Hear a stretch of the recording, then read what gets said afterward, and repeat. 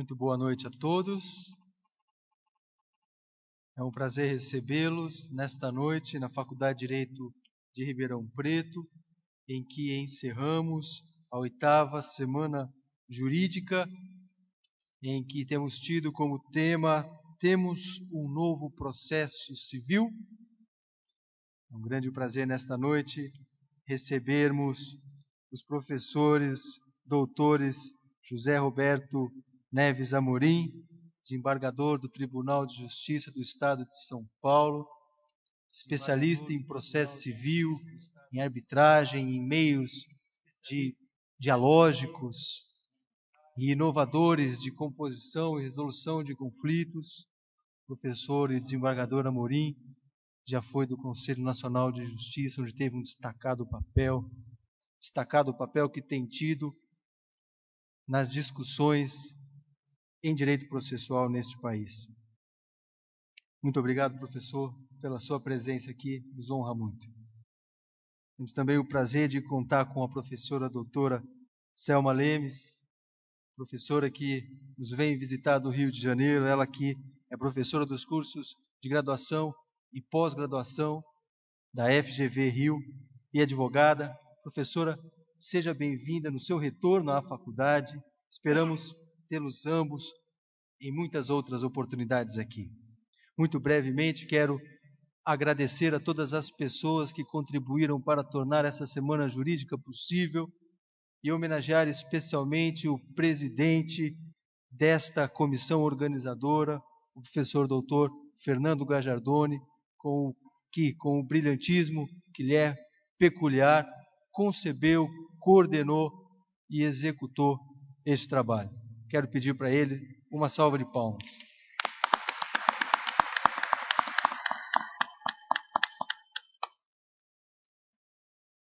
Quero agradecer também a todos os outros membros da comissão, ao professor Jair Cardoso também especialmente, e aos nossos patrocinadores, Leite, Tosto e Barros Advogados, a editora Juspodium e o Migalhas.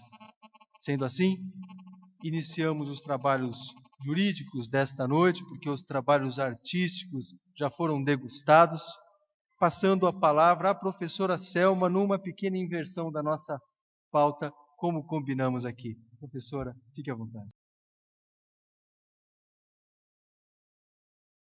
Boa noite. Um prazer muito grande estar aqui. Inicialmente, eu queria agradecer na pessoa do professor Fernando Gajardoni, do presidente da mesa, o Dr. Nuno, e também do desembargador Amorim, especialmente para o professor Fernando pelo convite e também por estar compondo essa mesa com os demais professores.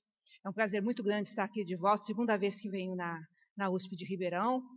É um prazer muito grande e fiquei muito contente também com o tema que me foi dado pelo professor Fernando, para falar com o senhor sobre arbitragem e fazer uma interface com as novas regras do novo Código de Processo Civil. Bom, quando nós falamos em arbitragem e o novo CPC, nós vamos ter que pensar vamos dizer assim, na interferência, no sistema de colaboração, no sistema conjunto que passa a existir, que já existia, mas que agora é regulado de uma maneira diferente, no novo Código de Processo Civil. O novo Código de Processo Civil foi muito pródigo com referência à arbitragem. Há 13 artigos que comentam, que trazem a figura da arbitragem. Isso, para nós, é algo extremamente inovador, não é? Bom, quando nós pensamos em arbitragem e o processo civil, o que se pensa? Se pensa que, se eu tenho arbitragem, que é um sistema extrajudicial de solução de conflitos, por que o judiciário junto? Porque a arbitragem ela é um método extrajudicial de solução de conflitos, mas ela não caminha sozinha. Há determinadas situações que se faz necessário a figura do Poder Judiciário, né? E nós podemos traçar essa linha, esse paralelo entre essas duas atividades, como discriminando-as como medidas de apoio e medidas de controle por parte do Poder Judiciário na arbitragem. Quando nós falamos de medidas de apoio, nós estamos nos referindo durante o procedimento arbitral, antes ou após. né? E aí nós vamos encontrar o quê? As questões com referência às medidas cautelares, medidas de urgência, às atividades de apoio pelo artigo 7º da Lei de Arbitragem, que se trata da instituição da arbitragem quando nós temos diante de cláusulas arbitrais vazias, aquelas cláusulas que não trazem os elementos necessários para se instituir a arbitragem, para indicação de árbitros, na execução da sentença arbitral. Então, essas medidas são consideradas medidas de apoio na interface entre o árbitro e o juiz. E também a de controle, depois da sentença arbitral ser ditada, a possibilidade da ação de declaração de nulidade da sentença arbitral, desde que tenham sido violados um daqueles dispositivos do artigo 32 da lei. Os senhores sabem que a Lei de Arbitragem é a Lei 9.307, de 1996, ela sofreu alterações, nós estamos agora com um texto em vigor novo, algumas alterações que foram produzidas no texto da lei, que passou a vigorar agora a partir do dia 27 de julho, com essa nova redação. E nessas alterações, uma das mais importantes, uma das mais, assim, vamos dizer, na linha junto que faz essa interface com o Poder Judiciário, foi a criação da Carta Arbitral, que nós vamos falar um pouquinho agora, também, e que, além de estar regulada na Lei de Arbitragem, também está prevista no CPC novo, dentro do capítulo que trata da cooperação judicial. Bom, como eu comentei, o Código do Processo Civil, o novo Código do Processo Civil, ele tem praticamente não, eu contei, 13 artigos que falam da arbitragem. Um artigo consagrador do novo CPC são esses artigos, o artigo 3º e o artigo 4º, que reconhecem expressamente a possibilidade de solucionar conflitos por arbitragem, algo que na legislação anterior não havia. A legislação anterior, onde constava a questão, o juízo arbitral estava regulado nos artigos 1072 e 1102 do Código de Processo Civil, que foram revogados pela Lei de Arbitragem. E havia também outros dispositivos, quando equiparava a sentença arbitral à sentença judicial, como título extrajudicial, e também tratava da questão da execução, no antigo Código de Processo Civil. O artigo 42 do novo Código, ele trata da competência interna para julgamento das causas cíveis, e nomeadamente diz juízes e árbitros. Bom, o ponto aqui das tutelas cautelares e de urgência, no novo CPC, fazendo a interface com a arbitragem, na arbitragem ele está regulado no artigo 20, no novo artigo 20, isso é uma inovação do texto da Lei de Arbitragem, não que não houvesse a figura das medidas cautelares e de urgência na antiga redação da Lei 9.307. Havia, mas era uma redação singela, uma redação simples, e ela não previa determinadas situações, algo que a jurisprudência, nesses quase 19 anos de vigência da lei, veio e suplantou e traçou, deu um norte para essas questões, e essas questões hoje passaram a estar reguladas na lei. E aqui cabe uma observação interessante. As alterações que houve na lei de arbitragem, elas podem ser sintetizadas de 3 categorias. A primeira é aquelas que elas praticamente referendam toda a construção jurisprudencial brasileira.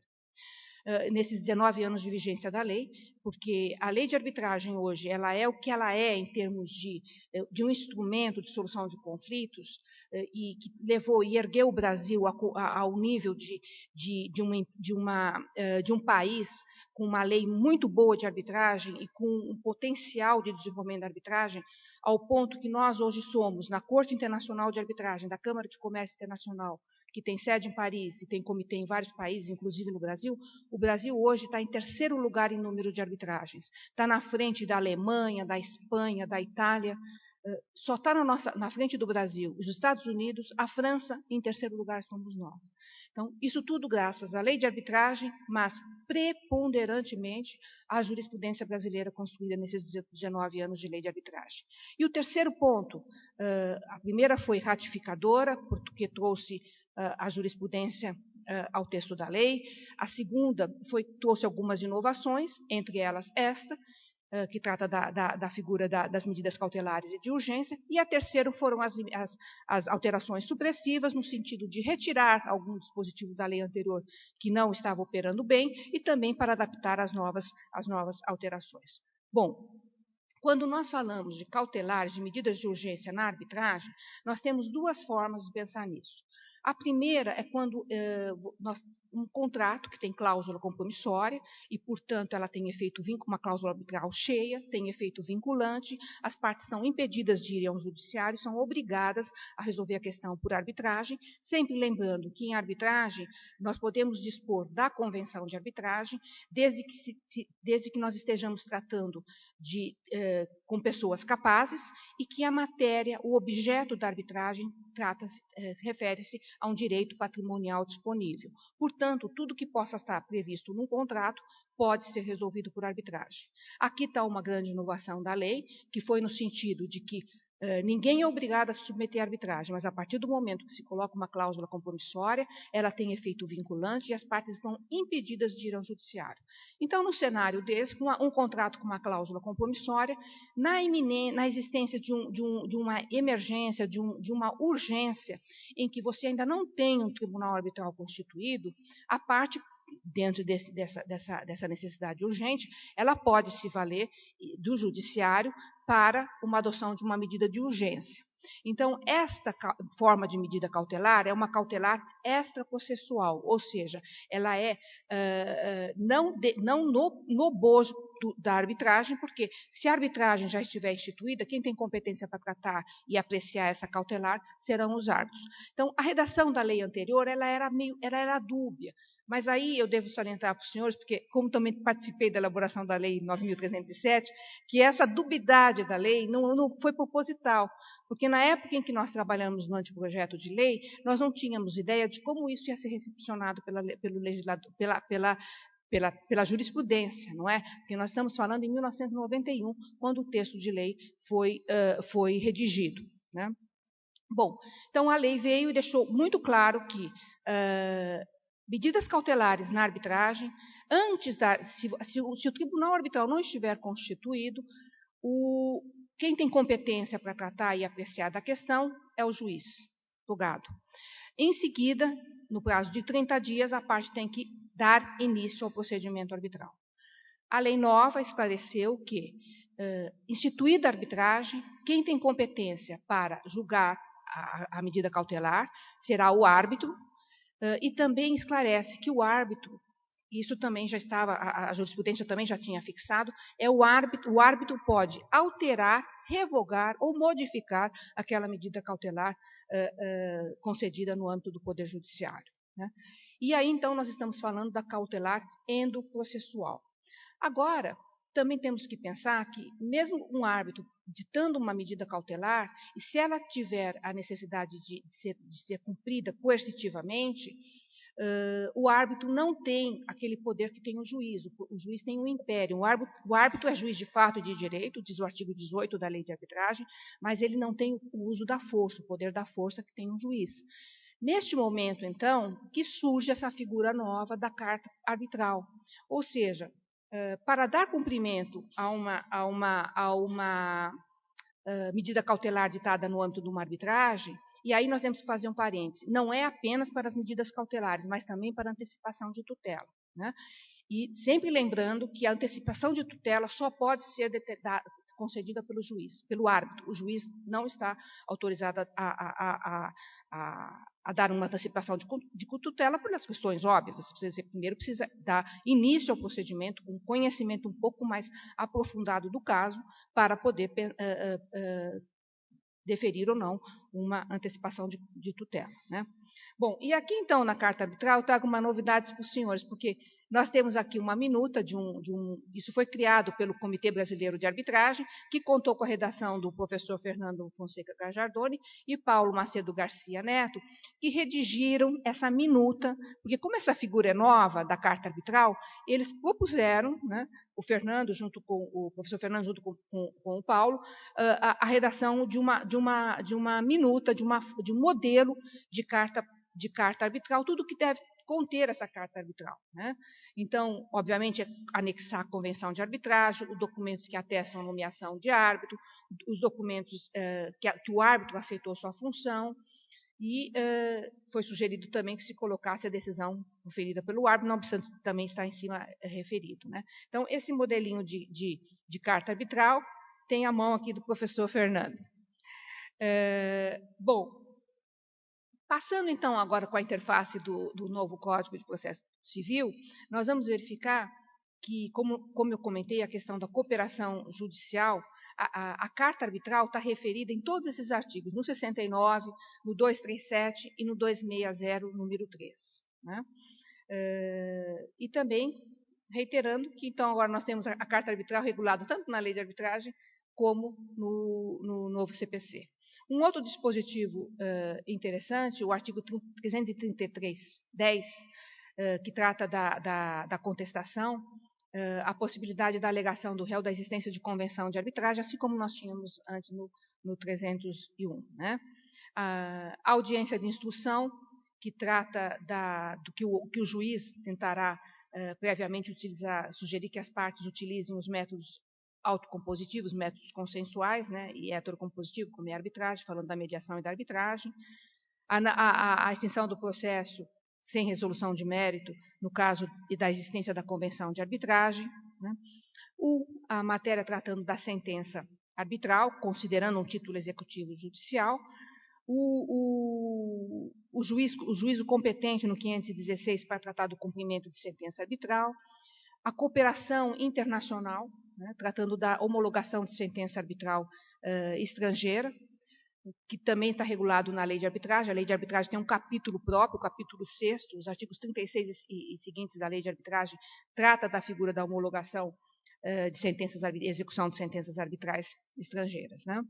E o 1015, que fala do agravo de instrumento contra a decisão interlocutória que rejeita a alegação de existência de convenção em arbitragem, e, por fim, o artigo 1061, que é uma regra de concatenação dos dispositivos da lei de arbitragem com o novo CPC. Bom, e agora, além de traçar esse paralelo desses 13 artigos que tratam também da arbitragem no novo CPC, eu gostaria também de falar um pouquinho para os senhores sobre as alterações existentes na lei de arbitragem, que foi por meio da lei 13.129, de 26 de junho de 2015, como eu comentei, entrou em vigor 60 dias depois, está em vigor, então, desde o dia 27 de julho. Né? O que a lei trouxe de inovação? Praticamente são essas disposições. Ela regula a arbitragem na administração pública, introduz no artigo 1º da lei um dispositivo que pedagogicamente, pedagogicamente eu digo porque não havia nenhum impedimento da administração pública participar da arbitragem, a ponto dela já estar referendada nas leis das parcerias público-privadas, na Lei Geral das Concessões, e em outros, na Lei das Agências Reguladoras, mas sempre havia um veso de interpretação no sentido de se fazer uma interpretação restritiva de que a administração pública trata de interesses públicos indisponíveis e também que há o princípio da legalidade estrita. Então, essas interpretações sempre foram interpretações restritivas, elas chocavam com a própria jurisprudência do Supremo, porque houve um caso muito importante, é o leading case na área, que foi o chamado caso Lage, em 1973, em que o Supremo disse: a administração pública pode, a autorização para que um Estado, quando eu gosto muito de falar de administração pública, porque daí nós incorporamos tanto a administração pública direta como indireta. O único requisito para afirmar cláusula compromissória é o poder de contratar. É indubitável que a administração pública tem o poder de contratar. Então, no caso Lage, o Supremo disse, desde que seja matéria de direito disponível, né, desde que seja matéria que envolva um interesse público secundário da administração, não há nenhum impedimento em que a administração pública participe de arbitragem. Mas havia sempre essa interpretação restritiva. E tem um lado bom dessa alteração. O lado bom é o seguinte, que ela protege o agente público. Né? Tem uma finalidade nesse sentido também. A partir do momento que o agente público vê que está escrito na lei que pode aceitar cláusula compromissória em contratos firmados com a administração, vai se sentir um pouco mais confortável. Então, essa alteração é vista como uma matéria que ratifica, então, um entendimento anterior. Também esclareceu que a administração pública só pode submeter à arbitragem dentro das regras do direito estrito. O que isso significa? Significa que a administração pública não pode submeter, não pode autorizar o árbitro a resolver por equidade. Essa é uma característica interessante da arbitragem, porque as partes podem autorizar os árbitros tanto a resolverem de acordo com as regras do direito, como por equidade, ou usando os usos e costumes do comércio internacional. Né? A lei disse que a arbitragem com a administração pública tem que seguir o direito estrito. Houve vetos na lei, e esses vetos se referiram a pequenas alterações. Uma alteração que tratava da arbitragem, o artigo 4º, parágrafo 2º da lei, já trata da arbitragem em contratos de adesão. E, portanto, como 90% praticamente dos contratos de relação de consumo são contratos de adesão, ele estaria já prevista. Mas o projeto criou um dispositivo que tratava da arbitragem em contratos de relação de consumo. Né? E esse dispositivo foi vetado. Foi vetado também um outro dispositivo que tratava da arbitragem trabalhista. Criou-se a figura um artigo que falava que os diretores de empresas poderiam, pessoas de um cargo de maior discernimento, poderiam se valer da arbitragem nos contratos trabalhistas. Isso também foi vedado, e aqui tem uma observação paralela. Não existe necessidade nenhuma de se ter um texto de lei para a arbitragem na área trabalhista. Nós sabemos que a lei de arbitragem é uma lei processual civil, portanto, ela subsidiariamente se aplica às relações trabalhistas, e pode perfeitamente ser arbitrável. O que existe é uma interpretação restritiva da justiça do trabalho, não é? Mesmo se tratando de pessoas que têm discernimento, que sabem do que estão, contratos que estão assinando, que podem eleger arbitragem, porque quando nós estamos falando da possibilidade de arbitragem nas relações trabalhistas, nós estamos nos referindo às cláusulas econômicas dos contratos de trabalho, não estamos nos referindo às cláusulas sociais. Né? Um outro dispositivo novo da lei, a lei de arbitragem já regulava a questão da possibilidade da arbitragem institucional, né? Mas agora ela tratou de uma questão sobre a lista de árbitros de câmaras de arbitragem, dizendo que as pessoas não estão vinculadas àquele corpo de árbitros, todavia a instituição de arbitragem pode fazer uma verificação para ver se aquele árbitro preenche os requisitos para ser árbitro, né? A lei diz ter a capacidade de fato e de direito, né, para ser árbitro. Na verdade, não mudou nada, né, porque as câmaras de arbitragem podem continuar rejeitando o árbitro indicado pelas partes. Né. Um outro dispositivo interessante, e que não havia na previsão da lei, é a questão da prescrição. Então, hoje nós temos um dispositivo que trata de que, o requerimento de instituição da arbitragem interrompe a prescrição. Né? Fixou-se um prazo, deixou-se claro também no novo texto, que o pedido de esclarecimentos, as partes têm a possibilidade de alterar aqueles prazos. A lei fala em 5 dias, mas tanto os regulamentos como as partes podem alterar esse prazo para pedir esclarecimentos. O pedido de esclarecimento significa o quê? Que você, na lei de arbitragem, os árbitros ditam a sentença arbitral. Posteriormente, as partes podem, no prazo de 5 dias, ou então agora no prazo que estipularem, pedir esclarecimentos sobre alguma omissão, algum equívoco, algum erro material, equívoco material, mais ou menos na mesma figura dos embargos de declaração. Né? As tutelas cautelares de urgência, então, que passou a ter uma redação própria do artigo 22, A e C, né?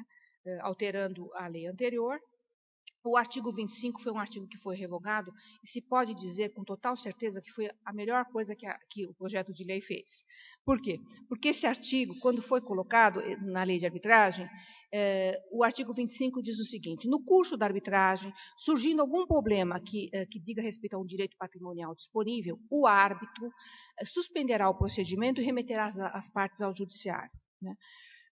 Esse dispositivo foi muito criticado e realmente e por nossa sorte foi muito pouco aplicado, e quando foi aplicado corretamente. A pouca jurisprudência que construímos em torno dele aplicou corretamente, porque quem pode alegar ou invocar essa questão, a lei era muito clara, era o árbitro e não a parte. Então, a parte não podia invocar esse dispositivo da lei para se evadir da arbitragem, algo que a administração pública começou a fazer com muita assiduidade, né?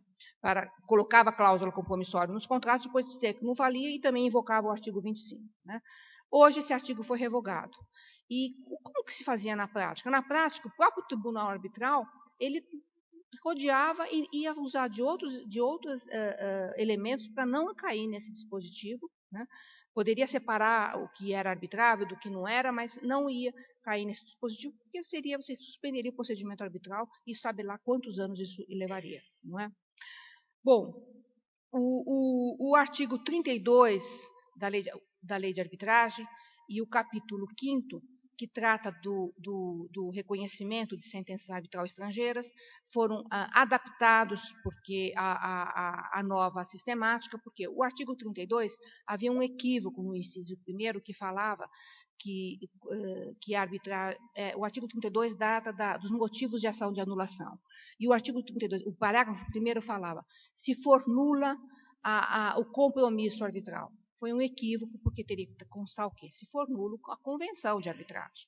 Porque a convenção de arbitragem é o gênero no qual são espécies a cláusula compromissória e o compromisso. Então, retificou esse equívoco da lei, né?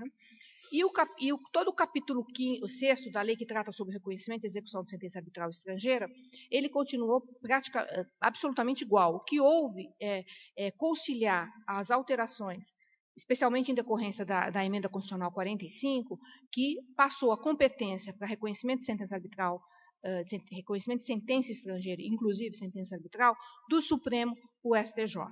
Então, foram essas adaptações que foram feitas nesses dispositivos. Né?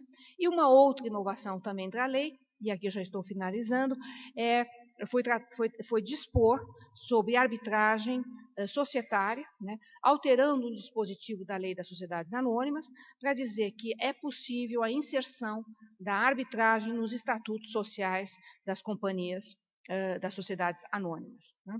Então, basicamente, foram essas as alterações na lei e também, tanto na lei como as introduzidas pelo novo Código de Processo Civil. Eu agradeço a atenção e estou à disposição para as perguntas que surgirem. Muito obrigada.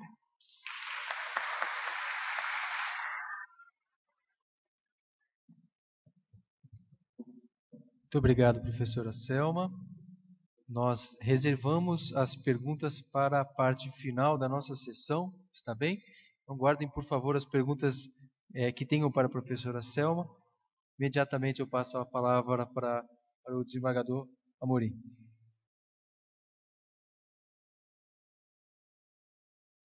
Boa noite a todos, é uma honra estar aqui, muito feliz de ter recebido o convite do professor Gajardoni, que sempre é um amigo que lembra da gente, e fico muito feliz e agradeço na sua pessoa todos os professores da casa. Cumprimento o professor Nuno Coelho, nosso presidente da mesa, também pela simpatia, pela lianeza com que nos recebeu. Cumprimento a professora Selma. É sempre difícil falar depois da professora Selma, porque o brilhantismo dela sempre sobressai bastante e a gente já tive a oportunidade de estar com ela. Não é nada fácil, né? Gostaria de fazer um cumprimento especial ao Dr. Gandini, meu amigo, magistrado, né? E é um prazer tê-lo aqui, é uma honra estarmos sempre juntos também aqui em Ribeirão Preto. Como a professora Selma já disse, nós estamos aqui tratando hoje dos métodos alternativos para a solução dos conflitos. Isso é um tema que afeta diretamente a sociedade brasileira, porque o judiciário inserido dentro desse sistema público, ele sofria até a chegada do Conselho Nacional de Justiça de uma ausência total de políticas públicas.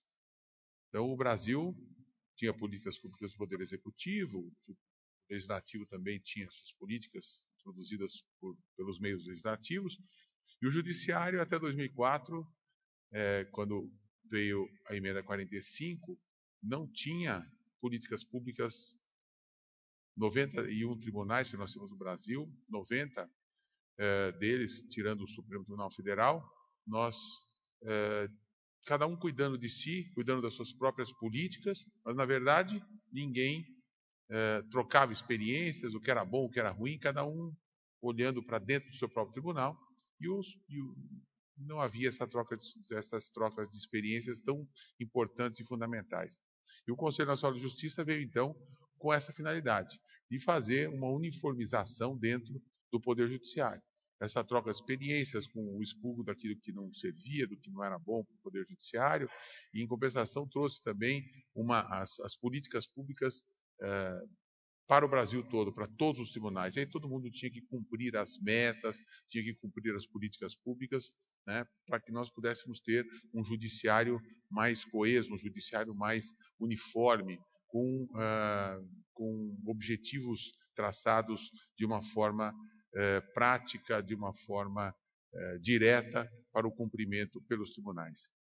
E uma das políticas públicas importantíssimas foi a política pública da mediação e da conciliação, que, por meio da Resolução 125 de 2010, e foi lá que começamos, então, a trabalhar com esse tema, nós passamos a ter, então, um judiciário com as políticas públicas, e essa uma política pública importante. E eu, quando fui para o CNJ, em 2011, já peguei a Resolução 125 de 2010, iniciando, então eu pude começar com ela, já determinando aos tribunais que começassem a trabalhar com a mediação, com a conciliação, visando efetivamente uma nova política pública e uma nova participação da sociedade dentro do judiciário e do judiciário dentro da sociedade. Havia uma separação total e só se pensava em processo. Isso é algo que não se via como uma viabilidade para que a sociedade pudesse ter uma solução dentro dos seus conflitos. E aí começamos a pensar e trabalhar dentro desse tema. Nós temos uma visão no Brasil da seguinte forma: nós temos 100 milhões de processos em andamento. Na virada de 2014 para 2015, 100 milhões de processos. O Estado de São Paulo, 25 milhões de processos. Portanto, só o Estado de São Paulo ocupa 1/4 do resto do Brasil, que tem mais 26 unidades aí. Então, 26 unidades dividem em 75% e São Paulo fica sozinho com 25%. Então, é um número bastante expressivo. E, com isso, aquela história, o meu processo não acaba, recurso em cima de recurso, e o Poder Judiciário totalmente tolhido de tomar qualquer tipo de providência sem um compartilhamento das ideias e uma coparticipação da sociedade para mostrar que o conflito não se resolve com o processo. O juiz, quando sentencia um processo, ele termina o processo, mas não elimina o conflito. O que a mediação e a conciliação fazem? Elas eliminam o conflito entre as pessoas e resolvem o conflito com muito mais agilidade e com muito mais facilidade. Os processos judiciais não eliminam o conflito, eles eliminam o processo, o juiz decide e diz: você ganhou, você perdeu. Então, na verdade, quando o juiz, representante do Estado, ele invade a vida das pessoas e diz: você ganhou, você perdeu, é assim que você tem que fazer, porque eu, Estado, juiz, estou mandando você fazer, e essa é a minha ordem, isso não resolve o conflito, isso acirra o conflito. Então, muitas vezes, nós juízes, eu, doutor Gajardoni, doutor Gandini, a gente está acostumado com essas políticas, né, de decisão. E ainda, dentro do judiciário, há resistência aos métodos alternativos. Não só da arbitragem, mas da mediação, da conciliação, alguns juízes ainda resistem. Hoje, muito menos por conta da própria lei. Então, nós temos um sistema de justiça com 17.300 juízes, com 13 mil membros do Ministério Público, com 6.500 defensores públicos, que é um número pequeno de defensores públicos. A defensoria tem que crescer, tende a crescer, né, em razão da sua função constitucionalmente estabelecida. Nós temos aí 3 milhões de bacharéis em direito, dos quais 800 mil são advogados, né? Então, um número bastante grande. Nós temos aí no Brasil 1.300 faculdades de direito. Eu falei isso lá, a doutora Selma estava quando eu falei, né, doutora Selma? Na última palestra que nós tivemos essa semana ainda no IBRAC. E no resto do mundo, nós temos 1.100 faculdades de Direito. Então, nós temos 1.300 no Brasil e no resto do mundo tem 1.100. São números que não estou inventando, são números reais, redondos, evidentemente, mas são números reais. O número de processos, juízes, promotores, são números reais. Isso está tudo colocado no Justiça em Números do CNJ. Então, para vocês terem uma ideia da magnitude de tudo isso, do tamanho do Poder Judiciário, do gasto do Poder Judiciário, um processo judicial custa por ano por volta de R$ 1.300 a R$ 1.500, dependendo do lugar do Brasil em que ele esteja sendo conduzido. Multipliquem isso por 100 milhões, vocês vão ver mais ou menos a despesa que o Judiciário tem só para tocar esses processos que estão em andamento. Então, é uma coisa assim absurda. Gasta-se dinheiro de uma forma totalmente desequilibrada. Por quê? Porque uma grande parte desses processos são processos relativos a consumo, por exemplo, que não chegam a 500 a R$ 1.000. Então, o Estado gasta mais para um processo do que é discutido no próprio processo. Eu até brinquei lá no dia com o professor Nassar e o professor Cazu, que era mais fácil o Estado chamar o litigante e falar, olha, você está litigando por R$ 800, eu pago para vocês não brigarem, tá certo? Porque eu vou ganhar ainda uns 500 aí, tá certo? Para resolver e não vou ter que desembolsar tudo isso. Então, é uma situação que a gente vê que totalmente desastrosa, se a gente não tomar algum tipo de providência. E quando nós fazemos uma divisão processual pelo Brasil, a gente percebe o seguinte, dentro das estatísticas, 51% dos processos que existem no Brasil têm origem pública. São processos que envolvem a União, os estados, municípios e as empresas públicas. 38% são processos inerentes à área financeira, bancária. Depois nós temos 6% de telefonia, e o restante dos processos, que já são muitos, dizem respeito às áreas cíveis, família, só 5%. Então, quer dizer, os números que surgem são extremamente devastadores para a sociedade e para o próprio Poder Judiciário e para o próprio Poder Público, que poderia estar usando esse dinheiro para fazer outras coisas que não utilizando para pagamento de funcionamento de processo. Esse dinheiro tem que ser destinado para outras coisas, como, por exemplo, os Sejusques, Centros de Solução Alternativa de Conflitos, onde as pessoas poderão pré-processualmente, sem a utilização do processo, resolver os seus litígios por meio de mediadores, de conciliadores. Então, tudo isso, esse dinheiro tem que ser canalizado para que a sociedade, por meio desses atos de cidadania do Poder Judiciário, possa atender a população de uma forma muito melhor. E aí nós começamos a estudar isso, como é que nós tínhamos que ter uma lei de mediação. E essa lei de mediação foi trabalhada na mesma época que a lei de arbitragem. O ministro Luiz Felipe Salomão trabalhava a lei de arbitragem numa comissão, e eu trabalhava na comissão da lei de mediação do Ministério da Justiça, que desagou no marco legal da mediação, a lei 13.140 de junho, que vai entrar em vigor em janeiro, bem próximo da lei de arbitragem, uma é 13.129 e a outra 13.140, são duas leis muito próximas.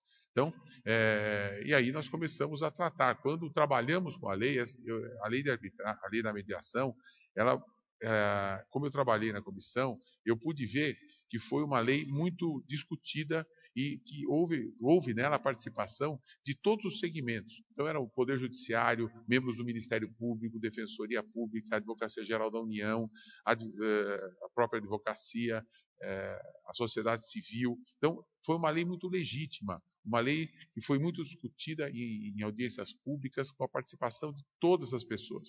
Então, essa lei veio, efetivamente, atender o que as pessoas queriam que ela atendesse. E nós tínhamos uma preocupação, evidentemente, com a vinda do novo Código de Processo, um processo que estava por vir, que ela não ficasse uma lei dissonante com o novo Código. Então, se nós olharmos aí a lei da mediação e o Código de Processo, nós vamos encontrar uma uma consonância muito grande entre elas, justamente porque nós tínhamos essa preocupação. A comissão fazia parte da ministra Nancy Andrighi, o ministro Marco Aurélio Buzzi, o então secretário da Reforma do Judiciário, Flávio Caetano, o conselheiro Emanuel Campelo, eu também, na época, conselheiro do CNJ. Então, nós tínhamos o representante do ministro Luiz Inácio Adams, da AGU, membros do Ministério Público, o representante do então procurador-geral, Dr. Gurgel, e assim por diante. Membros da sociedade civil, indicados por institutos que cuidavam de mediação. Então, nós fizemos aí uma lei trabalhada dessa forma. E aí, nós tivemos, então, o advento do novo Código. E aqui eu já começo a entrar no nosso tema.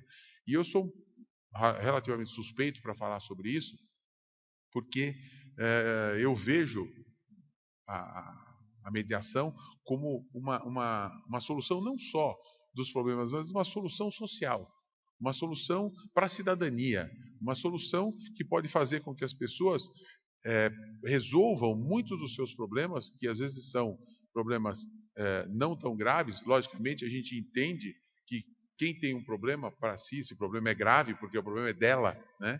Então, é grave, mas a gravidade eu quero dizer em termos de solução. Então, nós não estamos descartando o Poder Judiciário. O juiz é importante? Vai sempre ser, tem que estar presente, e há determinados momentos que a caneta do juiz é imprescindível.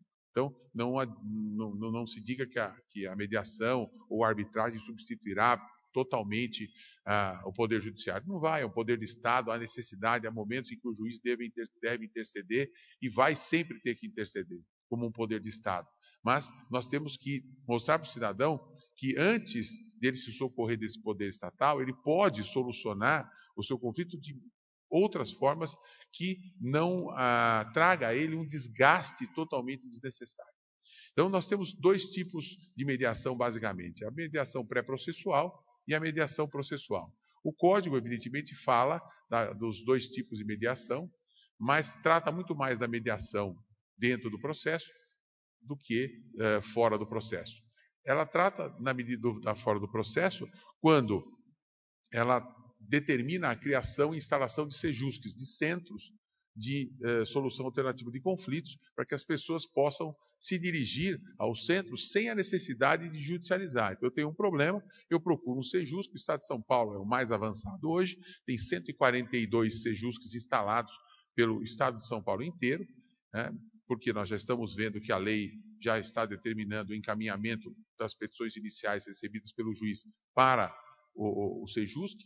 E por que é que nós, tardiamente, evidentemente, o Brasil veio com um atraso muito grande em ter um marco da mediação? Os Estados Unidos já há mais de 20 anos trata a mediação, da arbitragem, desses métodos, a França, a Europa, a Alemanha, né? E nós temos aqui o nosso vizinho, a Argentina, com uma lei que já tem mais de 15 anos, uma lei de mediação. Na Argentina, eles ainda utilizam a mediação como um pressuposto processual, digamos assim. Ou seja, a pessoa é obrigada a mediar antes de entrar no judiciário de qualquer forma. Então, ela tem que procurar uma mediação e, obtendo a certidão negativa da mediação, é que ela vai instruir a sua petição inicial com essa certidão para poder o juiz receber a petição inicial.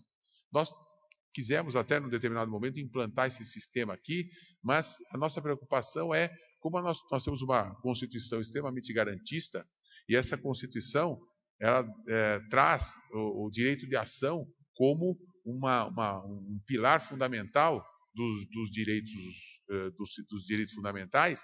E aí nós ficamos com medo de que, se colocássemos uma mediação pré-processual obrigatória, nós poderíamos ter uma parte da lei invalidada como inconstitucional pelo Supremo Tribunal Federal, o que, na verdade, enfraqueceria o teor da lei. Então, nós nem pensamos em colocar isso na lei e colocamos a ideia de que a petição inicial seria distribuída e o juiz, então, ao receber, o que não tiraria o direito de ação, ao acesso ao judiciário, e o juiz, então, no primeiro momento, cumpridas as formalidades e eventuais procedimentos urgentes que ele deva tomar no início do processo, encaminhar para a mediação. Então, esse caminho que nós encontramos para não obstar e, eventualmente, a busca de uma liminar seria analisada antes da mediação. Então, nós fizemos isso já também em consonância com o texto do próprio do novo Código de Processo Civil. Então, o novo Código de Processo, ele fala da mediação em 3 momentos fundamentais, né? Primeiro, lá no artigo 3º, quando fala também da arbitragem, ele fala da mediação e fala dos métodos alternativos de solução de conflitos. Quando ele lá, no artigo 3º, parágrafos 2º e 3º, ele trata imediatamente da mediação e da conciliação. Ele fala lá no caput do artigo 3º, não se excluirá da prestação jurisdicional ameaça ou lesão de direito. E aí, no parágrafo 1º, disse a professora Selma, é permitida a arbitragem na forma da lei. No parágrafo 2º, o Estado promoverá sempre que possível a solução consensual dos conflitos. E no 3º, a conciliação, a mediação e outros métodos de solução consensual de conflitos deverão ser estimulados pelos juízes, advogados, defensores públicos, membros do Ministério Público, inclusive no curso do processo. Ou seja, abriu essa possibilidade para a mediação pré-processual, que é o que a gente tem recebido muito no Sejusc, né? Muito. As pessoas têm ido para solucionar os seus conflitos, encontrando mediadores e tudo mais. O segundo momento, ele trata, nos artigos 165 a 175, fala especificamente dos mediadores e dos conciliadores. E lá no artigo 334 e 335, ele fala da audiência de mediação e de conciliação. Então, nesses 3 momentos, o Código trata. Não há nenhuma referência a passagens anteriores no Código de 73. Tanto é que são capítulos inovadores, são regulamentações totalmente inovadoras para o novo Código. Ou seja, o legislador teve essa visão de trazer efetivamente para dentro do processo as soluções alternativas para os conflitos, ou seja, evitando a judicialização o máximo possível. Por quê? Porque se percebe que os processos se eternizam. Se eternizam por meios de recursos, por meios de métodos protelatórios, e aqui nós vamos ver que a lei ela considera o não comparecimento na audiência de mediação ato atentatório à dignidade da justiça, inclusive com aplicação de multa para aquele que não comparecer. Ou seja, obriga efetivamente que as partes participem da mediação. Então, nesse primeiro momento, o Código trata da mediação e determina, então, que os tribunais tratem dos conflitos dessa forma, ou autoriza a instalação de sejusques. No segundo momento, o Código dos artigos 165 a 175, ele trata o título é Seção 5 dos conciliadores e dos mediadores. E aí, no artigo 165, o caput ele já determina aos tribunais que criem sejusques, centros, e instalem os centros. Para quê?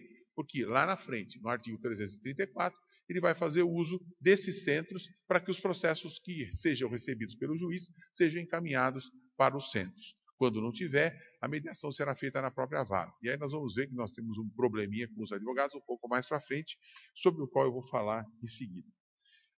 Logo depois, o Código define o que é conciliador e o que é mediador. Na verdade, eu acho que o conceito colocado no Código não é um conceito mais técnico, não é o melhor conceito, né? Porque o mediador, na verdade, ele é um facilitador do encontro da solução. E o conciliador não, o conciliador é aquele que pode, eventualmente, ajudar dando ideias de soluções. Então, essa é a grande diferença do mediador e do conciliador, né? O Código, ele trata como mediação e conciliação quem já tinha uma relação anterior e quem não tinha relação anterior.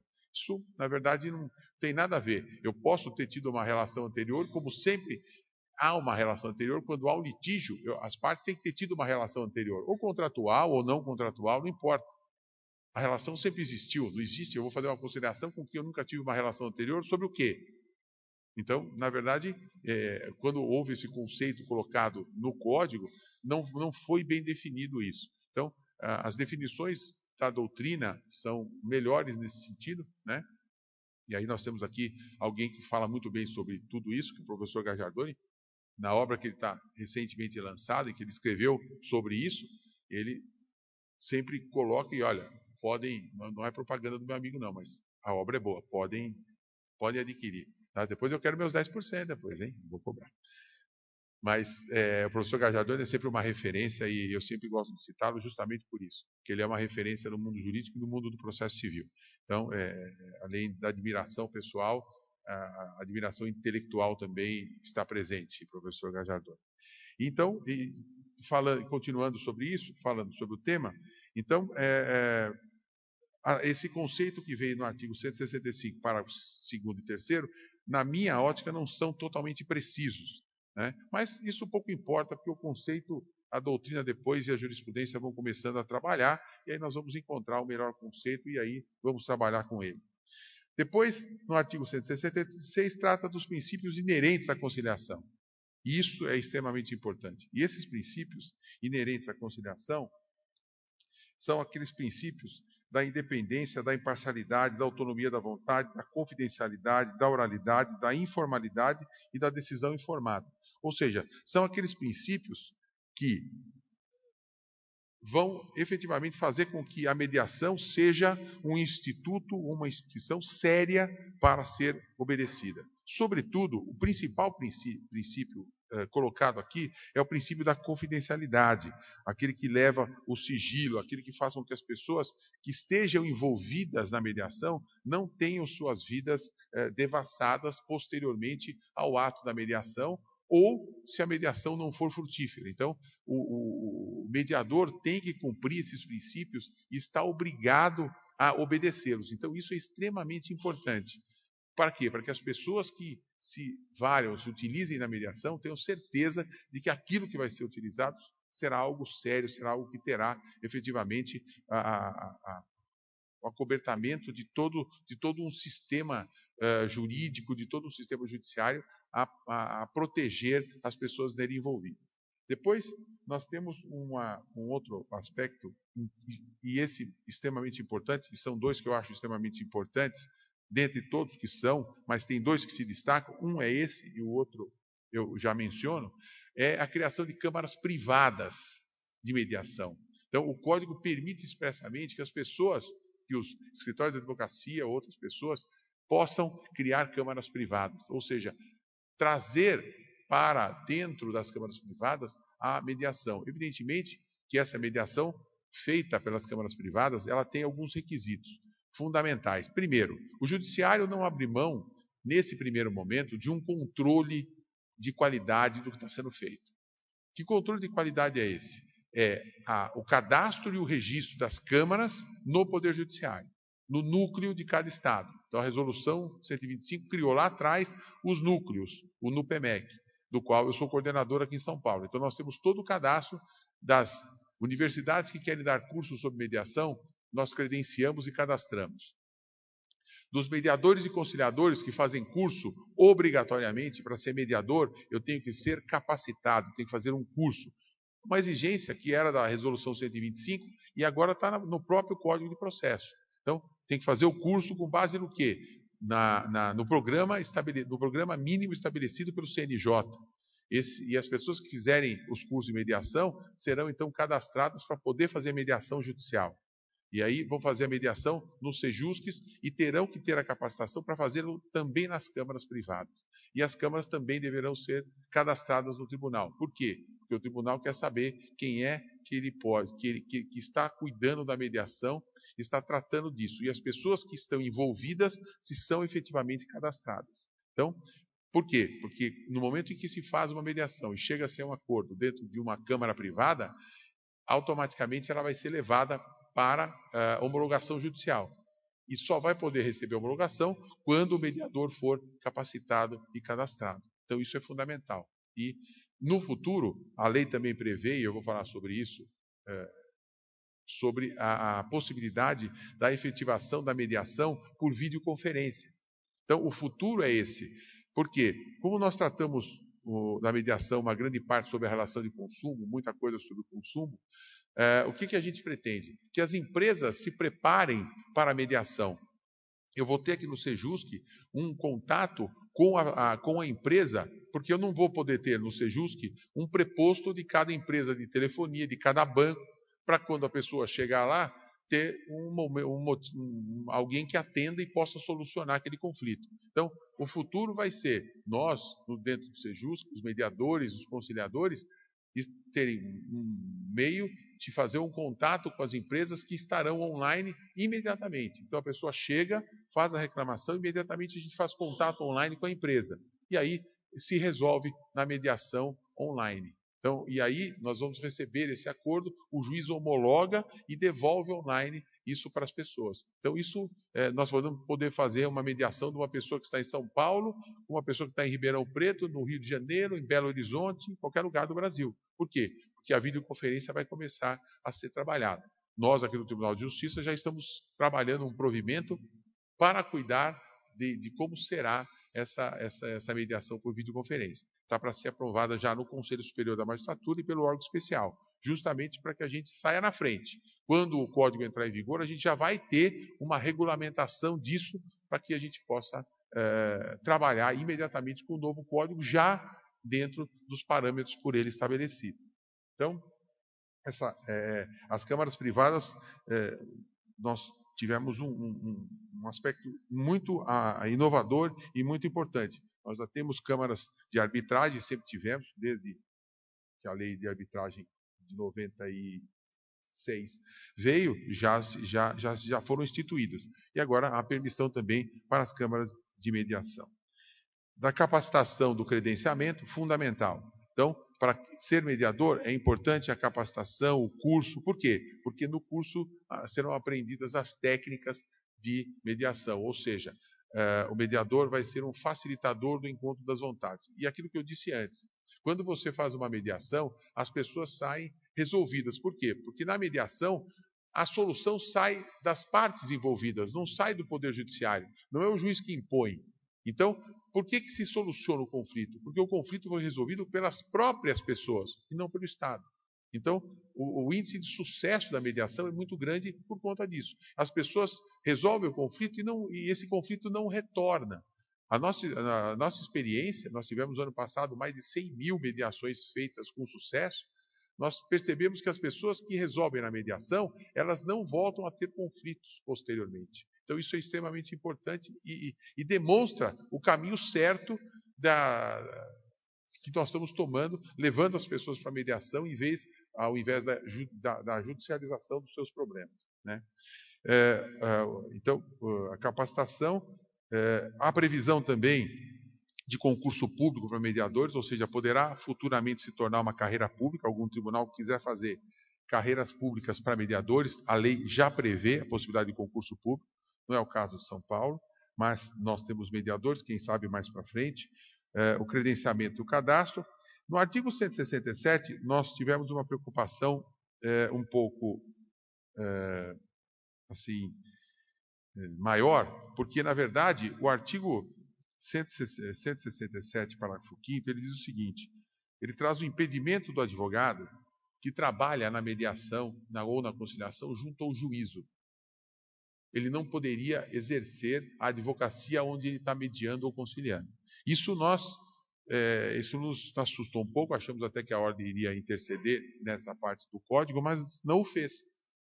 E nós, aqui pensando na mediação, falamos, olha, quando nós estamos em São Paulo, que nós temos 40 varas cíveis no Fórum Central, temos varas cíveis nos 12 fóruns regionais, 10, 12, 15, não teria problema. Mas a nossa preocupação é o seguinte: numa comarca onde tem 2 varas, 3 varas, como é que nós vamos trabalhar com isso? Como é que o advogado vai poder, se ele atua no juízo, ele não vai poder ser mediador nem conciliador. Muito embora a gente saiba que a ideia do mediador e do conciliador não é que seja só advogado. Pelo contrário, a gente quer mediador de todas as categorias, médicos, engenheiros, psicólogos, assistentes sociais, até porque num processo de família, para nós é muito, muito mais interessante a mediação ser feita por um assistente social ou por um psicólogo do que por um advogado. Muito embora a lei exija a presença de um advogado. Não na mediação, mas presente, trazido pela parte, ou quando a parte não traz o advogado, que haja um advogado presente ou um defensor público. Para quê? Para que as partes possam eventualmente tirar alguma dúvida jurídica. E a ordem, nesse ponto, fez valer aí as suas prerrogativas, no que está muito certo, porque as pessoas têm que ter efetivamente uma possibilidade de consulta. O juiz não vai estar presente, tá certo? Vão estar só os mediadores e conciliadores, que poderão não ser advogados, poderão ser de outras áreas, e aí então há a necessidade de uma consulta, por exemplo, jurídica. E aí um advogado tem que estar presente para que isso aconteça. Então é nesse sentido. E qual foi a solução que nós, até eu comentava com o professor Gajardoni, quando viemos para cá, esse era um artigo que o preocupava também. Eu sou presidente do Fórum Nacional da Mediação, do CNJ, e nós congregamos, então, todos os tribunais de justiça do Brasil inteiro. Foi uma preocupação que nós tivemos e pensamos num enunciado. Qual enunciado? De que havia um enunciado no seguinte sentido: da separação do juízo da vara do juízo do Sejusc. Então, o advogado que atua como mediador conciliador no Sejusc, ele pode trabalhar no juízo da mesma comarca sem problema nenhum. Então, nós encaminhamos esse enunciado ao CNJ e o conselheiro Emanuel Campeiro, que é quem cuida disso lá no CNJ, gostou muito da ideia, né, e já virou um enunciado do Fórum Nacional, acolhido pelo Conselho Nacional de Justiça. Então, São Paulo hoje é uma referência, a gente faz todo esse trabalho, justamente porque São Paulo tem sido usado pelo Conselho Nacional de Justiça como uma referência nacional da mediação. Então, quando os estados vão montar os núcleos, eles vêm buscar em São Paulo o espelho ou os parâmetros que eles vão utilizar para os núcleos dos outros estados. Então, nós estamos bem à frente e estamos trabalhando para que isso aconteça, que São Paulo tem que estar nessa vanguarda mesmo, até porque 1/4 dos processos do Brasil estão aqui. A maior litigiosidade brasileira está em São Paulo. Então, nós temos que partir para soluções começando por São Paulo. Então, nós fizemos esse trabalho e soltamos esse enunciado, que parece que é o que vai, em princípio, vigorar como entendimento do próprio Conselho Nacional de Justiça. Outro aspecto importante é a remuneração do mediador. A lei fala em remuneração, mas não fala como, nem quem, nem porquê, nem quem vai pagar, né? Nós, do Estado de São Paulo, por iniciativa do Tribunal de Justiça, obtivemos recentemente a assinatura da lei pelo governador do Estado. Nós vamos remunerar os mediadores de São Paulo a partir, provavelmente, de janeiro do ano que vem. Nós estamos trabalhando, já fizemos a lei foi encaminhada para o Tribunal de Justiça, eu fiz parte da elaboração do projeto, encaminhamos, a Assembleia aprovou, né, e foi para o governador. E o governador, então, sancionou a lei autorizando o tribunal a pagar o mediador. Muito bem. Quais os parâmetros da lei? Nós fizemos um parâmetro assim: o mediador, o conciliador, vai poder trabalhar 16 horas por semana e vai ganhar 2 UFESPs por hora trabalhada, que dá 40 e poucos reais. Se ele trabalhar 72 horas do mês, ele vai ganhar aproximadamente 2.500 a 2.800 reais. Então, ele vai ganhar esse valor pelas 72 horas, no máximo 16 horas por semana. E aí muita gente me pergunta, mas por que só 16 horas por semana? Porque nós não queremos os mediadores profissionais. Se a gente quisesse mediador profissional para trabalhar full time dentro do Sejusc, nós então faríamos diferente. Nós faríamos concurso. Essa verba é título indenizatório, ou seja, não vincula o mediador ao Estado. Ele trabalha para o Estado, mas recebe essa verba a título indenizatório. E tem esse período que nós fizemos justamente para dar oportunidade a outras pessoas que fizeram o curso trabalhar também como mediadores. E dar ao juiz a possibilidade de selecionar os melhores mediadores para poder, então, trabalhar com eles, né? Vai haver uma seleção natural daqueles que melhor se desenvolverem, porque há também a necessidade de uma pesquisa que é feita no final de cada mediação, pelas partes que participaram da mediação. Então, o Estado de São Paulo, mais uma vez, sai na frente, já com essa remuneração dos mediadores também, podendo trabalhar já mediante o recebimento de uma determinada importância. Evidentemente que, em alguns casos, como prevê o artigo 169, a gratuidade estabelecida porque as pessoas não têm condições financeiras, e aí a mediação é feita gratuitamente, deverá ser. O mediador, segundo a lei, terá o tratamento de funcionário público, portanto, incidindo nos crimes inerentes ao funcionário público quando cometer algum deslize no curso da mediação. Há o impedimento também de que o mediador, no prazo de 2 anos, ele seja consultor ou advogue para as partes para as quais ele fez a mediação, justamente para evitar que a mediação seja, o sejusque seja uma captação de cliente para alguém mal intencionado, evidentemente. Então, isso é uma proibição que levaria à exclusão do quadro de mediadores mediante um procedimento administrativo aberto pelo tribunal, conduzido pelo núcleo. Então, esses são aspectos importantes. Outro aspecto extremamente importante é a possibilidade de mediação pelo poder público. Isso é o segundo aspecto que eu lembrei, que eu disse aos senhores, que seria um aspecto importante. Por quê? Porque nós sempre tivemos esse problema do poder público. O poder público, para fazer acordo, para poder fazer conciliação, era um custo. Por quê? Porque não havia normativo, não havia lei que autorizasse. Então, no Brasil, assim, sempre se pensa no pior e nunca no melhor. O raciocínio o que vai acontecer de ruim? Depois a gente pensa no que vai acontecer de bom. O que está errado. A gente tem que pensar primeiro nas coisas boas, porque o ruim normalmente é exceção, mas o ruim é que atrai. O ruim é que chama atenção. Infelizmente é assim que funciona. Isso nos entristece muito. Então as pessoas pensam, por que o poder público não fazia mediação e conciliação?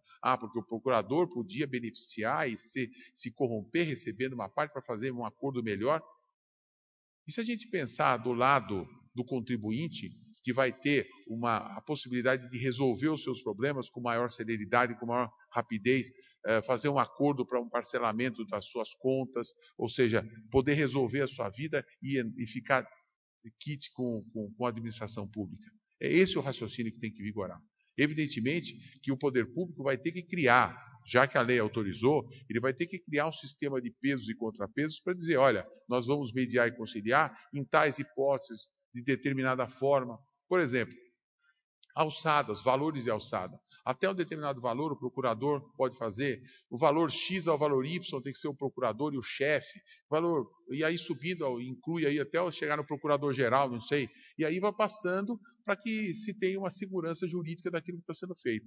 O que não pode é partir da premissa equivocada de que a coisa não pode ser feita. Pelo contrário, o poder público tem o maior interesse. Por quê? E nós também temos.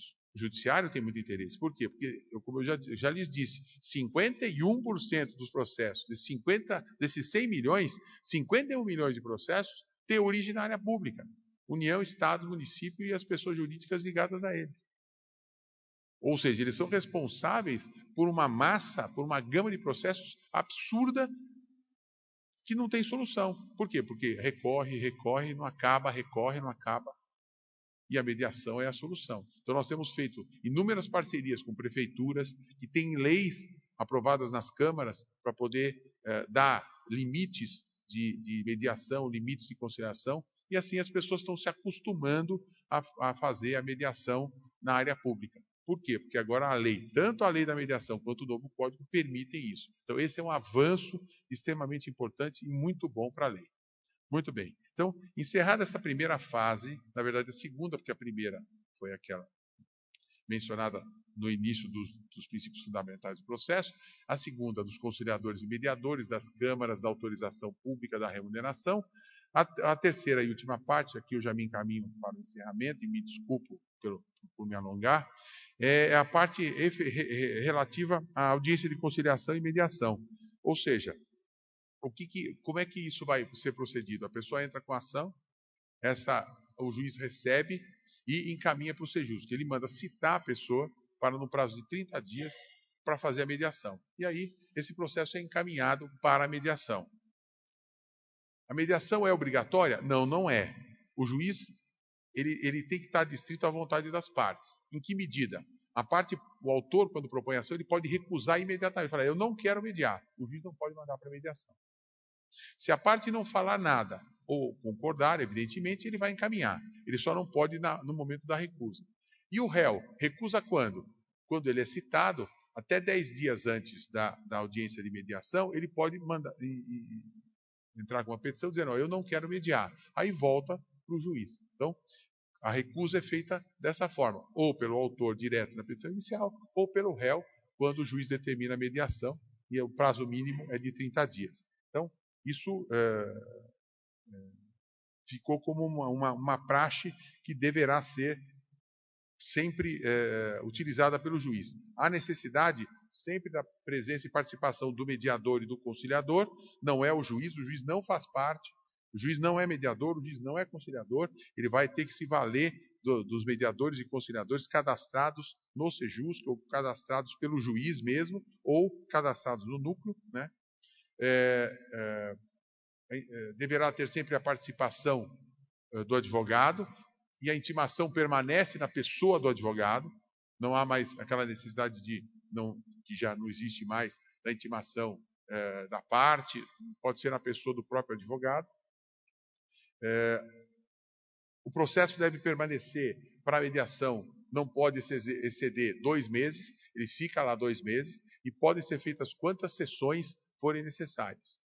Porque às vezes no processo de família, e essa experiência nos mostra, que no processo de família, às vezes precisa de 2, 3 sessões. Então o mediador faz com que as pessoas conversem, depois vão para suas casas, pensem, marcam uma outra, refletem, até chegar, que os problemas às vezes de família são mais complexos nesse sentido de precisar de que as pessoas reflitam mais sobre aquilo que elas estão resolvendo ali. Então, tem esse prazo, 2 meses. Esse prazo é peremptório? Não, não é.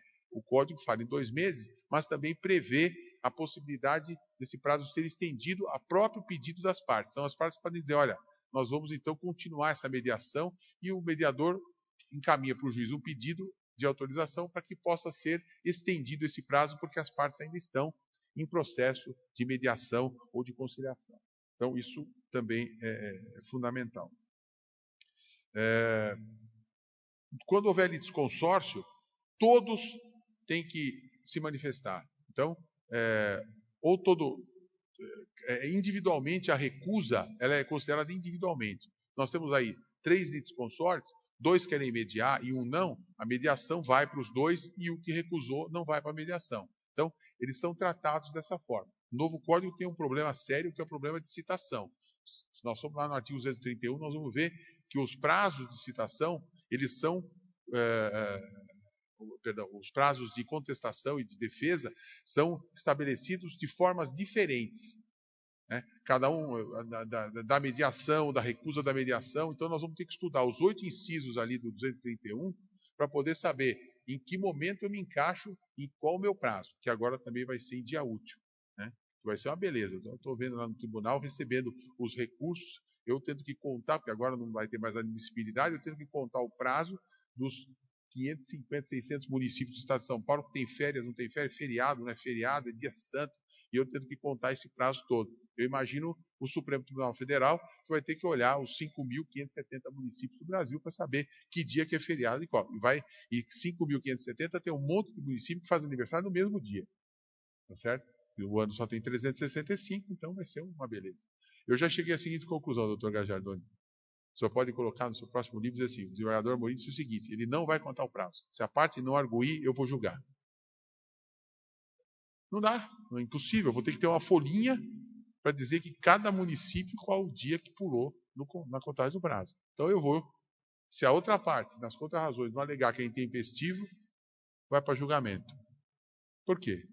Não vai haver controle, é impossível esse controle. No Supremo, no Superior também vai ser impossível. Então, eu já enveredei por esse caminho. Outro aspecto importante, o não comparecimento injustificado vai ser considerado ato atentatório à dignidade da justiça e a multa de 2% da vantagem econômica ou do valor da causa. Então, isso é fundamental. Por quê? Para que as pessoas não marquem como sistema protelatório. Eu aceito a mediação porque ela sabe que vai ficar 2 meses na mediação e depois, na hora, ela diz assim, não quero, não vou, não compareço. Ela vai ter que comparecer de qualquer forma para mediar. Senão, ela vai ser multada como ato atentatório à dignidade da justiça. Participação obrigatória do advogado ou defensor público. A autocomposição positiva vai se tornar uma sentença homologatória. Né? Quando eu tenho uma definição para mediação pré-processual, né? Que é uma decisão judicial sem processo. Então, quando ela é pré-processual, faz a mediação, transforma num termo, o juiz assina aquele termo, homologa aquele acordo, não existiu processo nenhum anterior. Existe só a decisão homologatória, que é um título executivo judicial. Então, na verdade, o conceito é uma decisão judicial sem um processo que o antecedeu. O processo é simplesmente a mediação ou a conciliação, né? Quando já há o processo, aí muda de figura, não é esse o conceito, porque já existe o processo, uma petição distribuída ao juiz. Então, é isso que acontece. E essa homologação é um título executivo judicial. E aí, o artigo 335 fala do prazo de 15 dias para contestação após contado da última sessão, quando as partes compareceram e tudo mais. E aí, vem os prazos do artigo 231 da citação para serem computados. E aí, nós já saímos aí da parte da mediação, porque ela já foi infrutífera, nós aí, então, enveredamos já para os tempos de defesa, os prazos de defesa e os prazos de contestação. Então, dentro do novo código, e assim, muito brevemente, desculpe pela brevidade, são esses os aspectos fundamentais que nós temos dentro do processo. Na parte precedente, são as câmaras privadas, são a necessidade da capacitação, do registro, do cadastro das câmaras privadas, da remuneração, da possibilidade do poder público mediar e conciliar, e a possibilidade de em sendo agitada a ação, o juiz então encaminhar para a mediação com todos esses parâmetros que eu lhes mencionei aqui. Num breve resumo, eu acho que esses são os pontos fundamentais. Lógico, nós teremos aí muitos outros a explorar e poderíamos ficar aqui falando horas sobre isso, mas eu sei que todo mundo aqui tem um tempo, já é tarde, e eu então estou aqui também, assim como a professora Selma, aberto aos questionamentos que os senhores quiserem fazer, mas só para encerrar, eu gosto de dizer sempre uma palavra importante, que muita gente quer ser mediadora, vai fazer o curso, vai ser mediador, e o mediador, ele tem um aspecto extremamente importante. Quem gosta de mediar, de conciliar, tem isso dentro de si, né? Então, não só aprender as técnicas, mas tem na sua alma, dentro do seu espírito, um olhar diferente para o próximo, um olhar diferente para aqueles que querem ajudar o próximo dentro dos atos de cidadania permitidos pela própria lei. E aí, não adianta as pessoas terem uma técnica totalmente aprimorada, se elas não tiverem dentro delas o espírito de mediador, a vontade de ajudar e um olhar para dentro das pessoas, um olhar para a alma humana, né? Então, e eu encerro trazendo uma frase do psiquiatra suíço Carl Jung, que ele diz o seguinte: conheça todas as técnicas, domine todas as técnicas, mas ao tocar uma alma humana, seja apenas outra alma humana. Então esse é o espírito da própria mediação, o espírito da conciliação. Muito obrigado pela atenção que foi dispensada.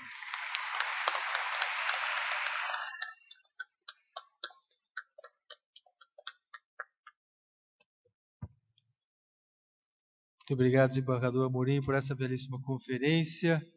Passamos agora à fase das perguntas e dos debates. Quem se habilita primeiro?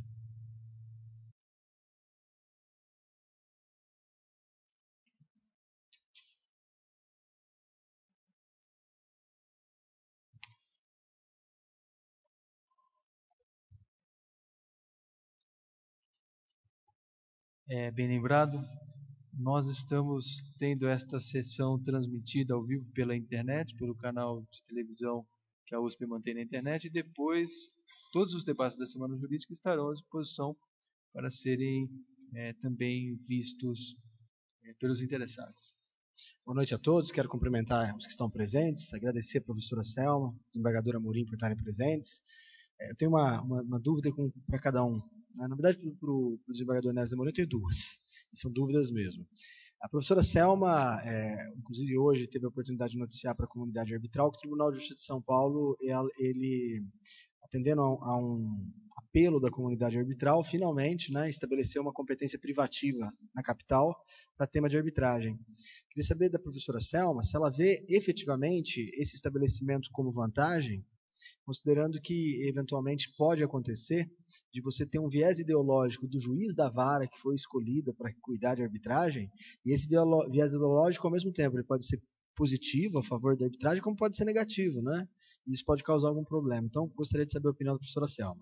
E deixa eu já aproveitar e já perguntar para o desembargador Neves Amorim, que aí eu poupo a minha figura física aqui do palco e vou aprender ali de baixo.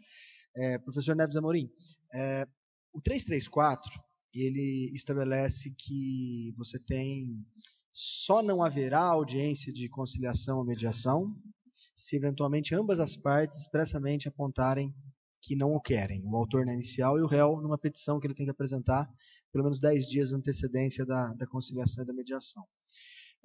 Está havendo uma polêmica no meio jurídico, porque alguns entendem que essa necessidade de duas recusas, ela violaria o princípio da autonomia da vontade, que é um dos pilares, não só da arbitragem, como da própria mediação. Eu queria saber se o senhor já pensou sobre isso e se o senhor acha que realmente tem que haver as duas desistências ou uma bastaria, né? E a segunda que eu queria perguntar para o senhor é o seguinte: o novo CPC fala em conciliação e mediação. E a lei de mediação só fala de mediação. Eu queria saber se o senhor já também refletiu a respeito, se a lei de mediação só se aplica para a mediação e, consequentemente, a disciplina da conciliação estaria no novo CPC apenas, né? Queria mais uma vez agradecer a ambos e essas são as dúvidas. Obrigado.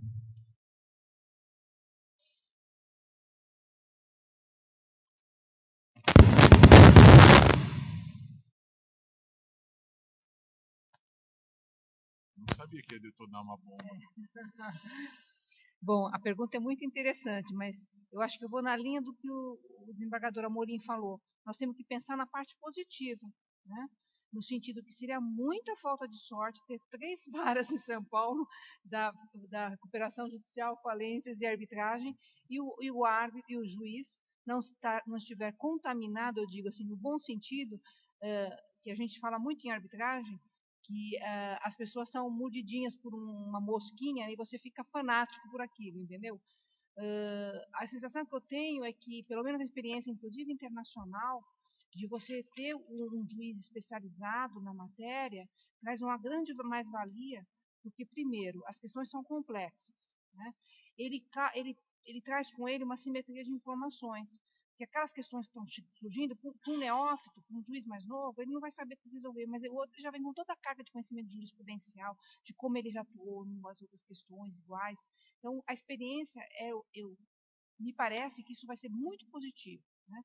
E especialmente para São Paulo, porque, como eu comentei, o Brasil é um líder em arbitragem, e São Paulo hoje, dentro das pesquisas da CCI, ela está no top 10, as 10 maiores sedes de arbitragem no mundo, né?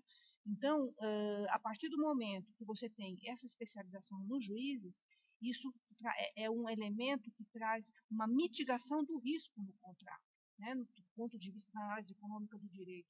Então, isso é muito bom, a ponto de nós conhecermos pessoas que colocavam cláusulas de arbitragem no contrato, mas também colocava aquela cláusula de eleição de foro, numa necessidade de você propor uma demanda inicial de arbitragem, o Rio de Janeiro. São Paulo começou as pessoas começaram a colocar nos contratos cláusula arbitragem mais sede Rio de Janeiro, justamente porque no Rio de Janeiro tinha as varas especializadas, né? Então eu acho que isso aí, eu acho que a comunidade jurídica brasileira vai ganhar muito com isso, né? Então eu não vejo esse problema, espero que não, né?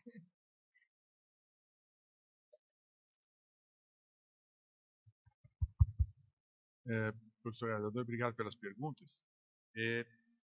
Quanto ao problema da manifestação, quanto à não realização, embora o código diga, né, a audiência não será realizada. Primeiro, se ambas as partes manifestarem expressamente desinteresse na composição consensual, eu acho que aí o ambas as partes é cada uma no seu momento, e não conjuntamente, até porque nem poderia. E o código, ele mais para frente, ele fala assim, o autor, quando não quiser, expressamente na petição inicial. Então, o réu não estaria presente. Então, não poderia ter a concordância dos dois. E aí, se ele disser de cara, não quero, o juiz não vai mandar. E o réu até 10 dias antes da realização da audiência. Então, ele fala expressamente, mas expressamente dizendo o autor no seu momento e o réu no seu momento. Essa é a interpretação que eu faço, e não conjuntamente. Certo? Então, eu acho que essa é a primeira. Eu entendo que ele fala nos dois, mas para dizer o autor no seu momento e o réu no seu momento. Essa é a interpretação que eu dou, eu acho mais razoável. Né? E a segunda...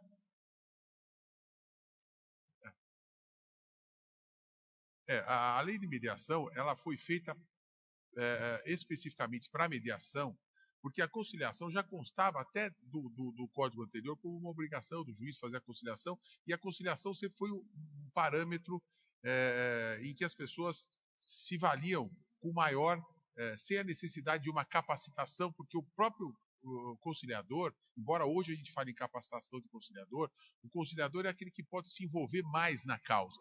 E o mediador, ele vem com uma cultura diferente do conciliador, que é uma técnica especial para fazer com que as pessoas possam ser, ele vai ser um aproximador, ele não vai ser alguém que vai participar e nem poder dar sugestões como o conciliador fazia e ainda pode fazer. Então eu acho que a lei de mediação, ela se aplica à conciliação quando houver essa capacitação, fala de capacitação, e o código fala capacitar, mediador e conciliador. Então, nessa parte de capacitação, de credenciamento, isso vale para os dois. Mas na hora de tratar especificamente, trata muito mais especificamente da mediação e foi feita como um marco de mediação, por ser a mediação uma técnica específica de utilização muito mais, às vezes, pré-processual do que propriamente processual. Então, eu acho que a lei de mediação ela foi feita para tratar muito mais da mediação, mas no que se aplica dentro do código para ambos, a lei de mediação também, no cadastro, na capacitação, também aplica hoje em dia ao conciliador. Eu acho que espero ter solucionado as dúvidas. E agradeço mais uma vez. Meus caros amigos, chegamos agora ao final da nossa 8ª Semana Jurídica da Faculdade de Direito de Ribeirão Preto. Quero agradecer muitíssimo aos nossos conferencistas desta noite e a todos vocês, convidando-os para retornar à faculdade em muitas outras oportunidades. Declaro assim encerrados os trabalhos da semana. Muito boa noite a todos.